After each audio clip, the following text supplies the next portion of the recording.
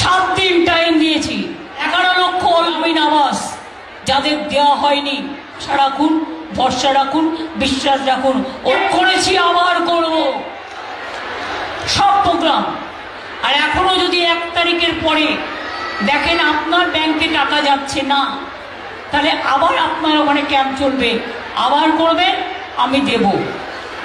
শুনুন, 100 দিনের কাজ ওরা করেনি 2 বছর, টাকা দেয়নি 1 পয়সা। যারা কাজ করেনি তাদেরও দেয়নি, করেছে যারা।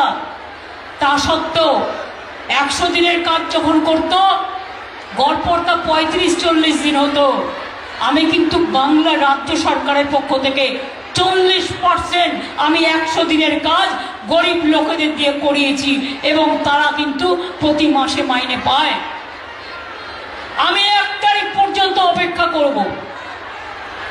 7 দিন টাইম দিয়েছি, আমাদের টাকা ফিরিয়ে দাও। মানুষ ঘর পাবে না আর তোমরা অট্টালিকায় থাকবে, এটা হবে না। রাস্তার টাকা দেবে না, 100 দিনের কাজের টাকা দেবে না। মনে রাখবে, আমি 100 দিনের টাকা যারা পাইনি তাদের নিয়ে একটা আলাদা মিটিং করব।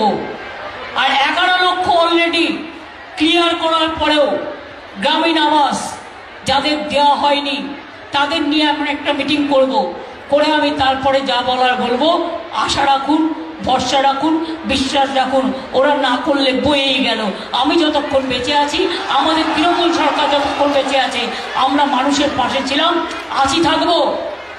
ইলেকশনের আগে বলবো, এই তো আমি দিলাম, যারা বলেছে জমিদারির টাকা দিচ্ছে, আমার এখান থেকে টাকা তুলে নিয়ে যাচ্ছ আর আমার ভাগটা দিচ্ছ নয়। এখন তো নকুলদানা কিনতে গেলেও বলে জিএসটি দিতে হবে। মেয়েরা একটা কাপড় কিনতে যাবে, জিএসটি দিতে হবে। বই কিনতে যাবে, জিএসটি দিতে হবে। কোভিডের ইঞ্জেকশন নেবে, তাতেও ছবি থাকবে। মানুষ মরে গেলে ছবিটা দিতে পারে, সেইটা শুধু এখনো দেওয়া শুরু করেনি, কবে হয়তো সেখানেও সেলফি লাগিয়ে দেবে। এই চলছে।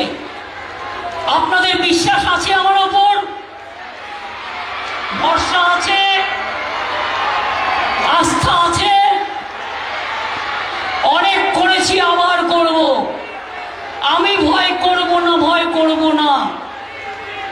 দুবেলা মরার আগে মরবো না ভাই, মরবো না।